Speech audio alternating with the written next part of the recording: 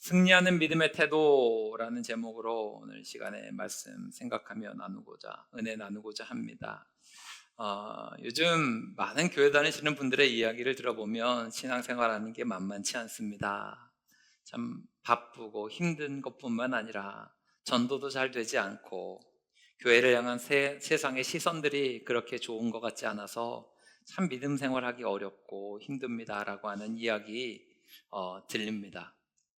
근데 저는 오늘 이 시간에 여러분에게 단언코 이야기하는데, 이 모든 어려움과 이 어려운 환경들은 믿음이 있다면 넉넉히 이기게 될 것을 믿으시기를 바랍니다. 믿음으로 이기는 거지, 이 세상이 좋은 환경이나 여건들이 보장되어서 이길 수 있는 것은 절대 아님을 오늘 기억해야 되고, 이 사순절을 살아갈 때 여러분들이 이런 어려운 환경들과 상황 속에서 이것들을 넉넉히 이겨야 되잖아요. 할렐루야. 이기게 될 줄 믿습니다. 그러니까 이기는 믿음의 태도, 승리하는 믿음의 태도를 생각하면서 이 사순절의 믿음의 진보를 이루고 이 어려운 환경이 막 펼쳐져 있는 세상 가운데서 승리하는 모습을 우리는 좀 생각을 해보며 은혜를 나누고자 합니다. 오늘 출애굽기 33장 말씀을 읽었는데, 이 출애굽기 33장의 배경 스토리는 이런 겁니다. 이스라엘 백성들이 출애굽한 이후에 금송아지 만들죠. 우상 숭배합니다. 하나님이 화가 나셔서 내가 너희를 더 이상 너희들과 동행하지 않겠다라고 선언을 하세요. 출애굽기 33장 3절 말씀을 보게 되면 하나님이 얼마나 경노하셨는지, 내가 너희를 적과 꿀이 흐르는 땅에 이르게 하려니와 나는 너희와 함께 올라가지 아니하느니 너희는 목이 곧은 백성인즉 내가 길에서 너희를 진멸할까 염려함이니라 하시니, 이렇게 이야기하세요. 그러니까 하나님의 마음이 얼마나 이게 안 좋으신지를 내가 너희를 계속 보면 진멸할 정도까지 속에서 이게 우리 시쳇말로 우라통이 터진다, 이런 마음을 가지고 계시는 거예요. 그러니까 큰 낭패를 당한 거죠. 그러다 보니 이스라엘 백성들이 모든 장신구 다 내려놓고 화장도 지우고 치장도 다 내려놓고 마치 사순절을 보내는 것 같은 느낌인 거예요. 이것들을 다 내려놓고 근신하는 시간을 가져요. 그리고 이스라엘 백성들은 그렇게 근신할 때에 모세와 여호수아는 회막에 올라가서 하나님 살려주십시오. 하나님, 이스라엘 백성들 긍휼히 여기십시오. 우리가 잘못했습니다. 하나님의 은혜로 우리를 다시 한번 이렇게 세워주십시오. 간절한 기도를 드립니다. 그리고 오늘 본문인 11절 이하를 보게 되면 그 근신함과 간절한 기도를 들으시고 하나님께서 마음을 돌이키셔서 내가 너희들과 동행해 줄게 라고 하는 약속을 주십니다. 출애굽기 33장 말씀은요, 여러분 이스라엘의 출애굽 역사 속에서 굉장히 중요한 터닝 포인트입니다. 그러니까 이스라엘 백성들이 세상 바라보고 우상 바라보고 죄 가운데 빠져서 하나님과 멀어졌던 그 상황에서 하나님과 다시 한번 가까워지고 화해되는 장면이거든요. 그리고 이 화해를 일으키는 장면 속에서 결정적인 역할을 한 두 인물이 나오는데, 오늘 말씀 속에서 기도했던 사람이죠. 첫 번째는 누구예요? 이스라엘의 리더였던 모세. 두 번째는 누구예요? 그렇죠. 젊은 수종자 여호수아입니다. 모세가 굉장히 중요한 인물인 것은 우리가 더 이상 강조하지 않아도 알 것입니다. 그의 역할은 출애굽 역사 속에서 정말로 대단하죠. 그런데 오늘은 시선을 모세도 중요하지만 모세 못지않게 중요한 여호수아에게 좀 맞춰 보았으면 좋겠습니다.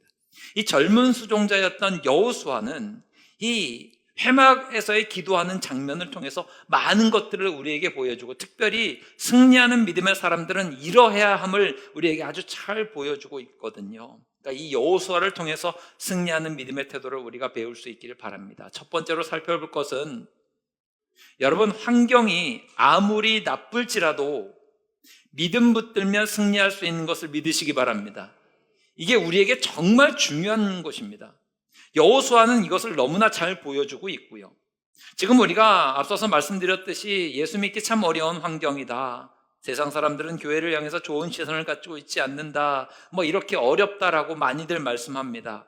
그러면 여러분 냉정하게 따져봅시다. 기독교 2000년 역사 속에서 전체 2000년을 돌아볼 때에 세상이 교회를 향해서 호의적인 시선을 가지고 있거나 세상이 교회를 향해서 참 좋다라고 이야기했던 적이 얼마나 됩니까?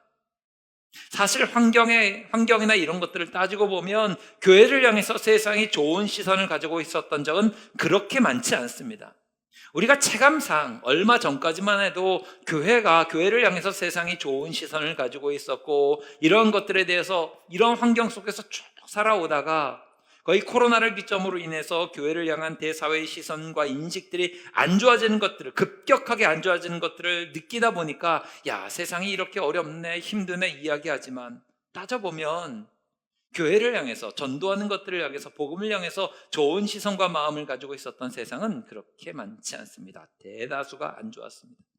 그러므로 저는 여러분들에게 권면합니다. 환경 탓하지 맙시다. 믿음에 관해서는 더더욱 그렇습니다. 환경 탓하지 말고 여러분이 믿음으로 더욱더 주를 바라보실 수 있기를 바랍니다.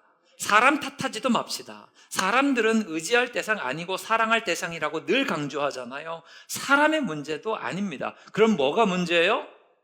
믿음의 문제예요. 여러분의 인생 개개인적으로 살아가시는 일들도 마찬가지예요. 여러분이 꿈꾸고 바라고 소원하는 일들을 위해서 열심히 땀 흘리고 힘쓰고 애쓰는데, 때로는 생각지도 못한 장애를 만나고 어려움을 만나고 정말 안 좋은 환경들을 만나는 시간들이 있습니다. 그런데 여러분, 그럴 때에도 환경의 문제라고 생각하지 마시고요, 그 환경을 바라보고 받아들이는 믿음의 문제라고 하는 것들을 잘 생각해 보셔야 돼요. 어떤 상황 가운데서도 여러분, 지난주에 말씀 나눴던 것과 마찬가지로 원망은 하지 맙시다. 불평도 하지 맙시다.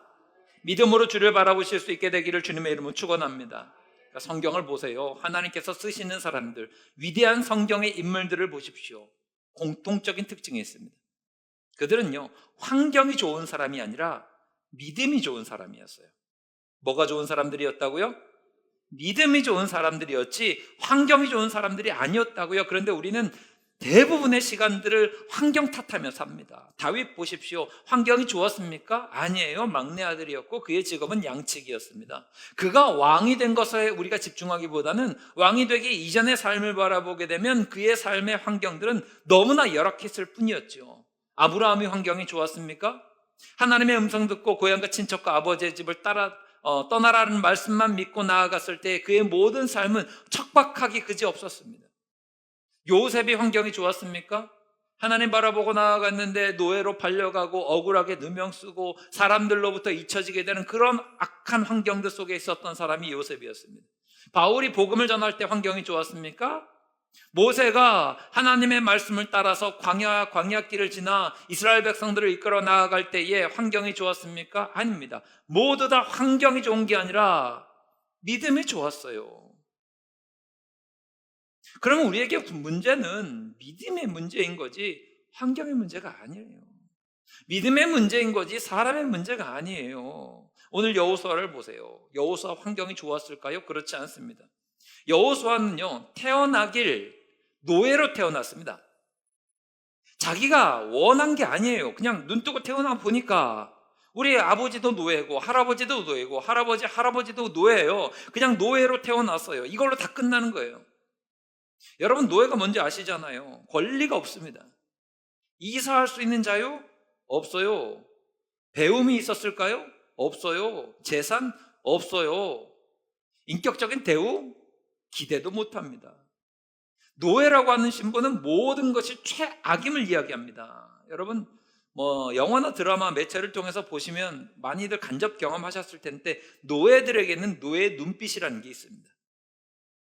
그래서 주인이 잠깐 회초리만 들어도 깜짝깜짝 놀라서 기가 죽고, 그 노예의 눈빛, 그 비굴한 눈빛들이라는 게 있을 거예요. 조금만 잘못하면 매질이 날아오고 조금만 잘못하면 크게 어려움을 당하고, 이게 당시 여호수아의 삶이었다니까요. 그들의 삶이 얼마나 고단했는지를 가장 대표적으로 보여주는 게 출애굽기 3장 7절이에요. 하나님 보시기에도 딱하신 거예요. 하나님 보시기에 이렇게 하는 거예요. 내가 애굽에 있는 내 백성의 고통을 분명히 보고 그들이 그들의 감독자로 말미암아 부르짖음을 듣고 그 근심을 알고, 하나님 보시기에도 이스라엘 백성들이 정말 딱한 상황 가운데서도 노예 생활하고 있다는 거죠. 내가 네 고통을 안다. 피로 물들어 있는 네 등짝을 내가 봤다. 괴로워서 부러진 그 모든 상황을 보았다. 신음소리를 들었다. 이 말씀을 하고 있는 거죠. 그러면 여호수아는요, 희망이라고는 찾아볼 수 없는 환경 가운데 사는 사람입니다. 이게 여호수아의 삶이에요. 게다가 젊은 여호수아는 능력이 있었나? 어떤 능력도 없었습니다. 탁월한 재능을 가지고 있거나 어떤 능력을 가지고 있거나 그렇지 않았습니다. 여호수아가 광야를 지나가게 될 때 전투를 해서 승리한 적은 한 번 있어요. 두드러지게 아말렉과의 전쟁에서 앞장서서 나아갔잖아요. 사실은 성경은요, 이 여호수아가 앞장서서 나갔다 이런 것을 강조하지 않죠. 뭘 강조해요? 모세가 손들고 기도했던 것, 여기에 집중하고 있습니다. 아말렉과의 전쟁에서도 여호수아의 탁월함이 아니라 모세가 하나님을 의지하고 나아갔던 그 믿음의 기도로 말미암아 승리했다라고 하는 것을 강조해요. 그러니까 성경에 묘사된 젊은 여호수아는 특별히 두드러지게 대단한 게 없는 인물이다. 단 하나가 있는데 믿음이에요. 믿음 외에는 여호수아가 두드러지게 나타난 것이 아무것도 없습니다. 성경이 강조하는 여호수아의 강조점은 하나인데 가데스 바네아에서 정탐꾼으로 들어갔다 나왔던 그 장면 하나예요. 여호수아와 갈렙을 제외한 나머지 10명의 정탐꾼은 우리는 못합니다, 우리는 거기 가면 죽습니다 였고, 여호수아와 갈렙만 믿음으로 하나님 바라보고 하나님이 함께 하시면 저들은 우리의 밥입니다 라고 선언했던 것, 이것 하나만 강조하고 있는 거예요. 혈통이 좋았습니까? 여호수아를 설명할 때에 눈의 아들 여호수아라 그래요. 그런데 아버지가 눈이긴 눈인데 이 눈이라는 사람에 대해서 성경은 설명을 하지 않아요. 뭔가 대단한 혈통과 배경을 가지고 있는 사람도 아니었다라고 하는 거예요. 당시에 또 전통사회죠. 전통적인 사회는 나이가 중요합니까? 안 중요합니까? 중요한 시대입니다. 그러면 젊은 수종자였던 여호수아는 나이도 어려요. 힘이 없어요. 한마디로 이야기하면 여호수아는 가진 게 아무것도 없는 사람입니다. 그런데 딱 하나 붙들었어요. 뭘 붙들었어요? 믿음 붙들었어요. 믿음 붙들고 기도하는 능력, 그거 붙들고 나아갔더니 이 어려운 환경 속에서, 가진 것 없는 연약함 속에서도 하나님이 이스라엘을 이끄시는 리더로 세우시게 되었다라고 하는 것입니다. 저는 이것이 여러분들에게 소망 되시기를 바랍니다. 그리고 이 여호수아의 모습이 여러분에게 롤모델이 될 수 있기를 바라요. 지금 여러분의 삶 가운데서 낭망하고 계시는 분들이 있어요. 나는 왜 이렇지? 나는 배경도 없고 가진 것도 없고 지금까지 이뤄놓은 것도 없고 내 모든 것들을 다 돌아보면 참 힘들고 어렵고 열악해. 여러분들 다 나열해 보십시오. 여러분의 아쉬운 상황들 하나하나 다 이야기해 보십시오. 그거 다 합쳐놔봤자 여호수아보다는 낫습니다. 아무리 여러분이 힘들고 아무리 어렵고 그래도 여호수아보다는 나아요. 성경은요, 하나님이 일꾼을 세우시고 하나님의 사람들을 세워 나아가실 때 하나님이 일하시는 원리를 이렇게 보여줍니다. 고린도전서 1장 25절로 26절로 29절 말씀을 보게 되면 이 말씀이 나오는데 이것은 너무나 중요하니까 다 알고 계셔도 우리 한 목소리로 함께 봉독하도록 하겠습니다. 함께 읽습니다. 시작. 형제들아, 너희를 부르심을 보라. 육체를 따라 지혜로운 자가 많지 아니하며 능한 자가 많지 아니하며 물벌 좋은 자가 많지 아니하도다. 그러나 하나님께서 세상에 미련한 것들을 택하사 지혜 있는 자들을 부끄럽게 하려 하시고 세상에 약한 것들을 택하사 강한 것들을 부끄럽게 하려 하시며 하나님께서 세상에 천한 것들과 멸시받는 것들과 없는 것들을 택하사 있는 것들을 폐하려 하시나니 이는 아무 육체도 하나님 앞에서 자랑하지 못하게 하려 하심이라. 하나님이 일하시는 방법이 뭐예요? 지혜 있다고? 아니에요. 지혜 없는 자, 약한 자, 그런 사람들을 불러서 지혜 있다 여기는 자, 강하다고 생각하는 자들을 부끄럽게 하신대요. 왜냐하면 능력이 심히 큰 것이 누구에게 있어요? 예, 아버지 하나님께 있습니다. 믿으십니까? 내 힘으로 했다고 자랑하지 말라고요. 이게 하나님 일하시는 법이에요. 하나님은 이렇게 사람을 세우시고 하나님은 이렇게 역사하세요. 그러므로 하나님 앞에서 중요한 게 뭡니까? 내게 믿음이 있느냐 없느냐, 이 싸움이에요. 대부분 우리는 어리석게도 환경 싸움합니다. 좋은 환경이 있으면 좋지, 좋은 것들이 있으면 좋지. 여러분, 환경과 조건들이 아무리 나쁘더라도 하나님만 바라보면 하나님께서 주시는 놀라운 능력이 우리 가운데 나타나게 될 것을 믿으시기 바랍니다. 그리고 믿음으로 나아가면 하나님이 어떻게 역사하실지 우리 알아요? 몰라요? 몰라요. 그런데 하나님은 놀랍고 기적적으로 하나님의 역사를 이루실 것을 믿으시기를 바랍니다. 믿음 잃지 마셔야 돼요. 그래서 승리하는 믿음의 첫 번째 태도는 무엇인가 하면 기도하셔야 돼요. 믿음으로 기도하셔야 돼요. 이 사순절 살아가시며 저는 여러분에게 요청합니다. 기도 좀 하십시오. 크게 아멘 하셔야죠. 더 열심히 기도하십시오. 더 간절히 기도하십시오. 하나님이 어떻게 역사하실지 우리는 모르니 하나님의 역사를 기대하면서 믿음으로 바라보고 나아갈 때에 반드시 승리하게 만들어 주실 줄 믿습니다. 그 방식은 우리도 몰라요. 그런데 하나님은 역사하세요. 충남 당진의 합덕이라는 데가 있습니다. 여기서 옛날에 아주 전설과 같은 이야기가 하나가 있는데, 한 총각이 있었어요. 결혼을 하지 못한 노총각이 있는데, 이 노총각이 결혼을 해야 되는데 내가 결혼할 만한 아가씨들을 찾아보니까 동네에 괜찮은 아가씨들은 다 어디를 나가냐? 교회를 나가더래요. 그러니까 전략적으로 생각을 했어요. 야, 내가 결혼할 만한 아가씨들은 교회가 있으니까 나도 교회를 나가면 되겠다 싶어서 교회를 갔어요. 그리고 나서 결혼에 성공을 했습니다. 여기까지만 해도 오케이. 그런데 이제 목적을 이루었지 않습니까? 계속 교회를 나갈까요? 안 나갈까요? 목적 달성하고 나서는 교회를 안 나가는 거예요. 자기만 안 나가면 괜찮은데 사람이 이상하게 마음이 변합니다. 화장실 들어갈 때와 나갈 때는 역시 사람의 마음은 달라요. 자기만 안 나가면 모르겠는데 자기 부인이 교회에 나가는 걸 보니까 이게 싫은 거예요. 시마다 때마다 교회 가서 이러는 게 너무 싫어서 부인까지도 교회를 못 나가게 만드는 거예요. 그럼에도 불구하고 이 아내분은 열심히 교회를 나가시죠. 핍박받아도 나가시죠. 믿음 지키기 참 어려운데 남편을 위해서도 기도해요. 하나님, 우리 남편이 변화받게 도와주세요. 열심히 했는데 열심히 기도하고 기도해도 핍박이 사그라지기는커녕 점점 심해지고 있는 거죠. 어느 날 교회에서 부흥회가 열렸습니다. 요즘에 부흥회는 예전과는 좀 다르죠. 예전에 부흥회는 여러분 얼마나 타이트했는지 아십니까? 부흥회 한번 한다 그러면 부흥회 무조건 일주일이에요. 일주일 동안 하는데 새벽 있죠, 오전 있죠, 저녁 있죠. 이 모든 집회가 다 열려서 온 성도들이 다 참여해서 정말 말 그대로 천국잔치라고 이야기했잖아요. 그러니까 그때 부흥회가 열렸는데 이게 부인이 이 부흥회 때 아내가 너무 큰 은혜를 받아서 새벽에도 나가고 오전에도 나가고 저녁에도 나가고 하니까 갔다 오면 남편이 보기에 이 마누라 눈이 퉁퉁 부어서 오는 거예요. 뻘개가지고. 이러니까 속으로 이제 부하가 치민 거예요. 왜 부하가 치민는지 모르겠는데 심하다 때마다 나가서 밥도 안 해주고 들어올 때마다 눈은 뻘개가지고 들어오고 너무 보기가 싫은 거죠. 그러니까 속이 뒤틀렸어요. 그것 때문에 속이 상해서 하루는 일찌감치 저녁쯤에 술을 먹기 시작합니다. 아주 진 탕술을 먹고 완전 고주망태 될 정도로 술을 먹었습니다. 그리고 작정을 했어요. 내 이놈의 마누라를 교회에서 끌고 와야지 하면서 교회를 찾아갔어요. 술 취한 모습으로 찾아갔어요. 한참 이제 말씀 막 전하고 있고 은혜 받고 있는데 교회 창문으로 이렇게 쳐다보니까 자기 마누라가 저기 중간쯤 몇 번째 의자에 몇 번째 앉아 있는 것을 딱 봤어요. 그러니까 자기가 가갖고 덜렁 데리고 끌고 나오면 여기가 같은 동네 사람인데 얼마나 욕을 먹겠어요. 술 먹어도 정신이 멀쩡하는지 생각을 했어요. 교회에서 기도할 때 불이 다 꺼지면 그때 내 마누라를 덜렁 들고 나와야지. 이제 작전을 짜고서 이제 기다리는 거예요. 기다리다가 꾸벅꾸벅 졸다가도 설교가 잘 안 끝나는데 결국에는 찬양하고 교회 불이 다 꺼지고 모든 성도들이 간절히 부르짖고 있는 거죠.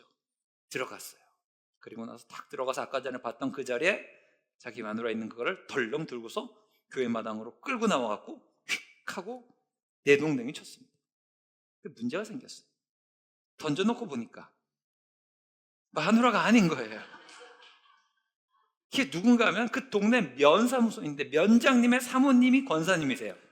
면장 사모님 권사님인데 이 권사님은 또 믿음이 얼마나 좋아요. 믿음으로 막 간절히 기도하고 있는데 여기서 저항을 해야 되는데 저항을 안 한 이유는 기도할 때 자기 몸이 부흥 뜨니까 야, 이제 내가 휴거를 당하나 보다. 그래서 더 간절히 기도하는 거죠. 야, 하나님이 이제 나를 하면서 간절히 막 기도하니까 주변 상황이 안 보이고 눈 질끈 감고 계속 기도하는 거죠. 그러다가 내동댕이를 폭 치니까 얼마나 놀래요. 권사님, 그 면장 사모님 권사님도 놀래고 이 양반은 소리 확 깬 거예요. 아니, 큰일 났어요. 면장님 사모님이면 진짜로 이렇게 힘께나 쓰는 분인데 내가 지금 큰 실례를 했어요. 거기다가 자기네 그 그 면장님 사모님네 그 집에다 소작을 부쳐 먹고 사는데 잘못하면 밥줄이 끊기게 생겼다는 거죠. 용서해달라고 싹싹 비는 거예요. 이 권사님이 믿음이 좋잖아요. 부흥회 때 은혜 많이 받으셔서 한마디를 했어요. 내가 다 용서해 줄 테니까 이제 앞으로 3일 남았는데 부흥회 새벽 아침 저녁 다 참석해라. 요거 하면 용서해 주겠다. 이 양반이 어떻게 해요? 요거면 할만할 것 같거든요. 그 다음부터 억지로 눈치 보면서 교회를 나가기 시작했어요. 부흥회 때 은혜 받았을까요? 못 받았을까요? 이 이야기가 전설같이 전해지는 이유는 이분이 나중에 교회에 나와서 열심히 나와서 직분받고 교회를 위해서 충성을 다했던 사람이 되었다라고 하는 거예요. 이분의 부인이 이런 고백을 합니다. 어렵고 힘들어도 끝까지 포기하지 않고 믿음으로 기도했더니 하나님이 이렇게도 일하시더라. 할렐루야. 방법은 문제가 아니에요. 우리는 몰라요. 환경도 문제가 아니에요. 몰라요. 그런데 하나님을 바라보며 믿음으로 나아갈 때 하나님께서 그 믿음을 기억하시고 놀라운 역사를 이루실 줄 믿으시기 바랍니다. 그러니까 문제는 뭐예요? 우리에게 믿음이 있는가 없는가예요. 환경 싸움 벌이지 마시고 믿음 싸움 벌이셔서 이 사순절 승리하는 우리 모두가 되기를 주님의 이름으로 축원합니다. 특별히 권면드리기는 기도의 자리를 사모하십시오. 간절히 부르짖고 주님의 은혜를 구하는 우리 모두가 되기를 바랍니다. 두 번째 생각해 볼 승리하는 믿음의 태도는 무엇인가 하면 기도의 멘토를 붙드시기를 바랍니다. 믿음의 사람들에게 정말 중요한 것 중에 하나는 뭔가 하면요, 멘토입니다. 멘토는 뭐예요? 보고 배우고 따를 만한 스승이 있어야 돼요. 이건 중요합니다, 여러분. 내가 보고 또 그 사람을 통해서 배우고 그리고 내가 따라서 해볼 만한 그런 좋은 스승이 너무나 중요해요. 여러분, 이게 그 멘토라는 게 뭔가 하면요, 일종의 사다리 같은 거거든요. 사다리는 어떨 때 써요? 올라갈 때 쓰죠. 그러니까 우리가 어느 정도 높이까지 올라가려면 사다리가 필요합니다. 믿음도 마찬가지예요. 내 혼자서 어디를 빡빡 이렇게 무슨 암벽 등반하듯이 올라갈 수는 있는데 굉장히 힘이 들거든요. 그런데 여러분, 멘토가 있으면, 보고 배우고 따를 만한 영적 모델이나 스승이 있으면 올라가기가 수월합니다.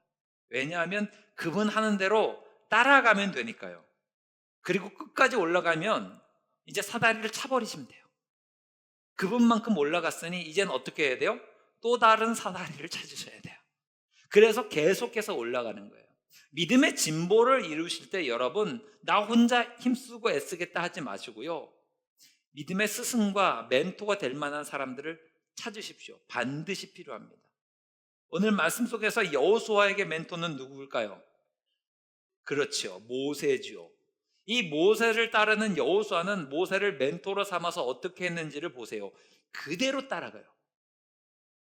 그냥 다른 거 한 게 아니라 모세가 했던 것을 그대로 따라갑니다. 그런데 여기서 더 주목해야 될 것은 여호수아는 멘토였던 모세보다 더해요.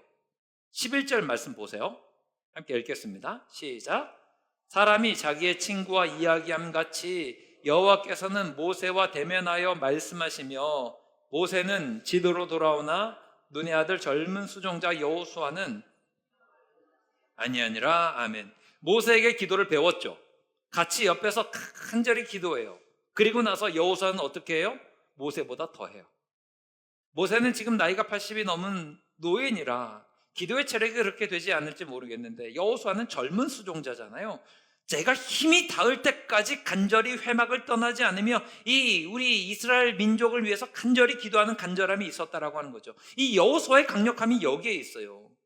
모세를 카피합니다. 모세를 따라갑니다. 모세가 잘하니까 이것도 해야지, 저것도 해야지. 모세의 모습을 그대로 받아들이고 그것을 넘어설 정도로 더해요. 그러면 이때서부터 믿음의 능력과 승리의 역사가 나타나게 되더라라고 하는 것입니다. 저는 여러분들이 사순절을 살아가시면서 모세를 따랐던 여호수아와 마찬가지로 여러분들 또한 멘토를 세우고 스승을 세워서 그것들을 따라가고 그것을 넘어서는 귀한 믿음의 진보의 역사가 있게 되기를 바랍니다. 그러니까 언제나 전성기라고 하는 것은 이럴 때 오는 것 같아요. 멘토를 따라가고 멘토를 넘어서는 역사들이 일어날 때마다 우리의 인생의 전성기, 믿음의 전성기, 교회의 전성기가 일어나게 된다는 거예요. 그러니까 여러분, 교회가 부흥하기 위해서 필요한 게 뭘까요? 우리 장로님들 기도하시죠? 장로님들 기도하시면 권사님들은 장로님보다 더 하셔야 돼요. 아멘. 권사님 기도하시잖아요. 교회가 되려고 하면 집사님들은 어떻게 해야 될까요? 권사님 넘어서려고 가야 돼요. 집사님들 그러면 기도해요. 그러면 성도님들 어떻게 해야 돼요? 더 해야 돼요. 성도님들 기도하면 우리 교회학교 학생들 어떻게 해야 돼요? 이 흐름이 나타나기 시작하면 하나님이 역사하시는 놀라운 부흥의 역사는 반드시 일어나게 될 줄 믿습니다. 그러므로 저는 여러분들이 이렇게 기도하셨으면 좋겠습니다. 하나님 멘토를 주십시오. 하나님 스승을 주십시오. 하나님 따라갈 만한 모델을 주십시오. 그러면 하나님이 반드시 여러분에게 주실 줄 믿습니다. 목사님, 저는 만나는 사람이 없고 배울 만한 사람이 없는 것 같습니다. 찾으시면 나와요. 성경 속에서 성경의 인물을 찾으셔도 되고요. 좋은 책들, 요즘에 기독교 서점이나 인터넷 서점 보시면 좋은 책들 얼마나 많습니까? 그것을 통해서 배우실 수도 있고요. 실제적으로 교회 어른들을 통해서도 배우실 수 있어요. 기도에 관해서 잘 모르겠습니까? 그러면 기도하시는 믿음의 선배님들을 보시고 하시면 되고요. 기도에 관한 좋은 책들 얼마나 많습니까? 조지 뮬러는 몇 번을 기도했는데 응답을 받았다면서요. 거기다가 조나단 에드워즈 이런 분들에 대한 기도의 짧은 책들이 있거든요. 이것들 읽으시면서 배우시면 돼요. 거기다가 요즘 여러분 유튜브 엉뚱한 거 보지 마시고 기도에 관한 유튜브들 얼마나 많습니까? 같이 기도하기도 하고 기도 음악 얼마나 좋아요. 하시면 돼요. 교회에 대해서 더욱더 믿음에 대해서 더 알기를 원하세요? C.S. 루이스 이분이 순전한 기독교 이런 책들은요 그냥 계속 강조해도 지나침이 없을 정도로 좋은 책들입니다. 신앙의 열정이 좀 떨어지셨습니까? A.W. 토저 목사님이 쓰신 시리즈 책들은요 이렇게 질로 나와요. 이만큼씩 주문해서 보시고 함께 배우시면 됩니다. 저는 여러분들이 그런 모델들을 세우실 수 있기를 바라요. 믿음 생활 어떻게 해야 됩니까? 선배 보고 하셔야 됩니다. 할렐루야. 그러니까 우리 교회는 좋죠. 좋은 믿음의 선배님들 얼마나 많아요. 그러면 그냥 모델 세우시고 따라 하시고요. 어른분들에겐 권면합니다. 여러분들이 좋은 스승 되시기를 바랍니다. 좋은 모델 되시기를 바랍니다. 그러니까 직분으로 권사 이상 되시는 분들은 모델이다 생각하시면 돼요. 내가 믿음의 후배들에게 좋은 모델이 되어서 본이 되어야 되겠다 생각하시며 기도의 자리, 예배의 자리, 헌신의 자리 이런 것들을 다 보여주시는 거예요. 늘 강조하잖아요. 한국 교회는 과거에 배움이 많은 사람이 그렇게 많지 않았습니다. 글도 잘 못 읽었고요. 찬송가 요즘처럼 악보 대단하고 이런 거 없었잖아요. 그런데 그때 믿음 정말 대단했죠. 그분들 어떻게 다 믿음 배우셨을까요? 목사님들도 지금처럼 이렇게 많이 배우시고 체계적으로 배우시고 학위 많이 따시고 하신 분들 많지 않았어요. 어떻게 배웠을까요? 선배님들 보면서 다 배웠어요. 믿음은 약간 도제식으로 가는 게 맞는 것 같아요. 그러니까 저는 여러분들 우리 믿음의 선배님들에게 권면드립니다. 여러분들은 좋은 모델이 되어주시길 바랍니다. 그러므로 흐트러짐이 없도록 스스로를 돌아보시고 믿음의 길 걸어가셔야 되고 후배분들에겐 권면합니다. 좋은 모델 세우시고 그 모델을 넘어설 수 있도록 힘쓰시고 애쓰시면 반드시 승리하는 역사가 있게 될 줄 믿으시기 바랍니다. 마지막 세 번째로 승리하는 믿음의 태도 우리 여호수아를 통해서 배울 수 있는 것은 무엇인가 하면 홀로 하는 순종이 중요합니다. 순종은 함께하는 것도 귀하지만 홀로 그 순종의 자리를 지키는 것은 너무나 귀합니다. 우리는 보통 이런 얘기 많이 합니다. 요즘에 믿음의 사람들 흔들리고 저 사람은 왜 저렇게 믿는지 모르겠고 한국 교회는 문제가 많고 이런 이야기합니다. 제가 그 심정은 이해합니다. 저도 안타까울 때가 참 많아요. 참 아쉽고 안타깝고. 그런데 여러분 그럼에도 불구하고 여기에 초점 맞추는 게 아니라 하나님이 일하시는 방법을 좀 기억하시고 여기에 초점을 맞추셨으면 좋겠어요. 하나님은 어떻게 일하십니까? 하나님은요 한 시대를 이렇게 변화시키실 때 주로 무리를 들어서 쓰지 않으시고요. 성경 보시면 아세요. 무리를 들어서 쓰지 않고 한 사람을 들으셔서 그 시대를 변화시키셨습니다. 하나님은요 믿음의 사람 그 한 사람을 통해서 그 시대의 변화를 이끌고 가셨다고요. 그러므로 저는 여러분들이 한 사람 한 영혼의 중요성을 기억하셨으면 좋겠어요. 나 혼자서라도 믿음으로 굳건하게 서는 게 중요한 거예요. 내가 혼자서라도 믿음으로 순종의 걸음을 걷는 게 중요한 거예요. 하나님이 일하시면 그 사람으로 말미암아 한 시대도 변화되게 될 것을 믿으시기 바랍니다. 그 순종의 사람이 여러분이 되셨으면 좋겠습니다. 도산 안창호 선생님이 19세기 구한말에 사람들이 입마다 얘기했던 게 있어요. 조선은 인물이 없다. 조선은 인물이 없다. 조선은 인물이 없다. 인재가 없다. 그 이야기를 듣던 도산 선생님께서 이렇게 얘기했다 그러죠. 인물 없다, 인물 없다 그러지 말고 네가 인물 되면 될 거 아니냐. 똑같은 얘기예요. 깨어있는 성도 없다. 교회가 어렵다. 썩었다. 성도들 나약하다. 순종하지 않는다. 예배하지 않는다. 이야기하기보다는요. 여러분이 깨어있고 여러분이 믿음으로 서고 여러분이 살아있는 믿음의 사람 되면 될 줄 믿으시기를 바랍니다. 여러분, 여호수아 보십시오. 지금 이스라엘이 얼마나 우상 숭배 때문에 큰 위기에 처해 있습니까? 여호수아가 사람들을 다 모아서 기도 운동 벌인 게 아니라 지금 회막에 홀로 남아서 끝까지 기도의 자리를 지켰어요. 모세가 기도 마치고 떠나간 그 자리에는 여호수아가 남아서 간절히 기도했던 기도의 모습이 있습니다. 이게 홀로 하는 순종 아닙니까? 이 여호수아를 통해서 하나님은요, 시대를 바꾸세요. 기도하는 여호수아를 통해서 이전과 이후의 스토리가 바뀌어요. 아까 전에 말씀드렸죠? 하나님이 우상 숭배하는 것을 보고 내가 너희들과 함께하지 않겠다 말씀하셨잖아요. 이 기도하는 사건 이후에 출애굽기 33장 14절 말씀을 보게 되면 하나님께서 이렇게 이야기하세요. 여호와께서 이르시되 마음이 바뀌셨어요. 그 기도를 들으시고 내가 친히 가리라. 내가 너를 쉬게 하리라. 할렐루야. 믿음의 사람이었던 이 여호수아가 홀로 기도하고 홀로 순종했던 이것이 얼마나 강력합니까? 판도를 바꿔버려요. 홀로 하는 그 순종과 홀로 가지고 있는 그 믿음의 기도들이 얼마나 강력한지를 오늘 이 여호수아는 우리에게 보여줍니다. 성경에 많은 인물들이 그랬잖아요. 에스더를 보십시오. 에스더는 뭐라 그랬어요? 혼자서 뭐 했어요? 죽으면 죽으리다. 자기 목숨 내걸면서 혼자서 왕 앞에 나아가는 믿음이 있었습니다. 그런 그의 믿음이 한 민족을 다 살리잖아요. 이게 기둥 같은 믿음의 사람입니다. 여러분, 우리가 기도할 때나 어떤 분들을 향해서 믿음의 칭찬을 할 때나 저분은 기둥 같은 믿음이야. 들어보신 적 있으세요? 그리고 결단할 때 하나님, 제가 기둥 같은 믿음의 사람 되기를 원합니다. 이렇게 간절히 기도할 때가 있습니다. 생각해 보세요. 여러분, 기둥이 뭡니까? 기둥은요, 혼자 서 있어요.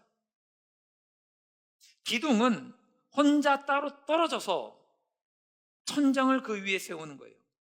그 옆에 모든 벽들을 기둥을 중심으로 세우는 겁니다. 기둥은요, 외롭습니다. 하지만 중요합니다. 기둥이 서 있는 한 그 집은 흔들리지 않습니다. 오늘 말씀의 시선으로 바라보면 기둥 같은 믿음이 홀로 하는 순종이에요. 저는 여러분들이 그렇게 되기를 바랍니다. 이게 우리에게 너무나 중요해요. 여호수아를 보십시오. 회막에서 하나님과 혼자 있는 시간을 얼마나 많이 가지고 있어요. 때로는 우리의 믿음은 어디에서 판가름 나냐면 하나님과 나 1대1로 혼자 있는 그 시간에서 판가름 나는 것 같아요.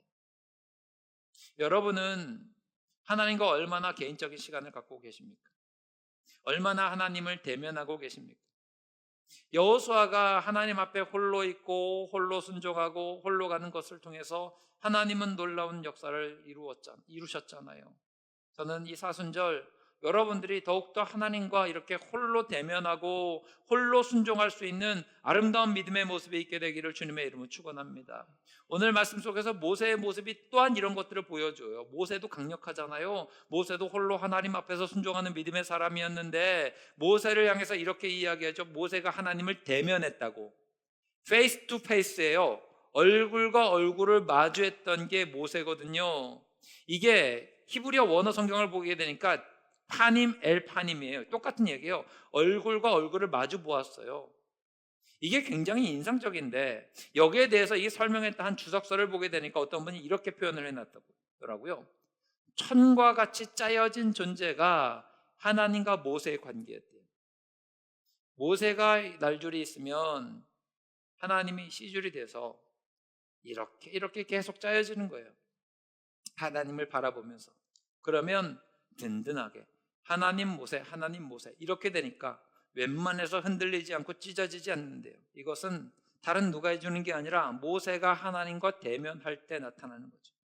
저는 여러분들이 이 사순절을 보내시면서 특별히 홀로 하는 순종의 가치를 기억하시고 홀로 하나님 바라보는 믿음의 모습, 하나님과 대면하여 알게 되는 믿음의 성숙함들이 분명히 나타나게 되기를 바랍니다. 그래야 승리합니다, 여러분. 누가 하야 합니다, 누가 가야 합니다, 함께하는 사람이 이렇게 있어야 합니다가 아니라 내가 먼저 순종의 걸음을 내딛고 순종하고 믿음으로 주님 바라보면 하나님이 놀라운 역사를 반드시 이루실 줄 믿습니다. 말씀 정리하겠습니다. 여러분, 이 사순절을 살아가며 우리에게 필요한 승리하는 믿음의 태도가 무엇입니까? 환경이 아니라 믿음 붙드시기를 바랍니다. 멘토를 찾으시기를 바랍니다. 멘토를 따라가시기를 바랍니다. 그리고 홀로 있는 순종, 홀로 하는 순종, 하나님과 마주하는 모습을 통해서 하나님 기뻐하시는 믿음의 진보의 역사, 승리하는 역사가 우리 가운데 나타나게 될 줄 믿습니다.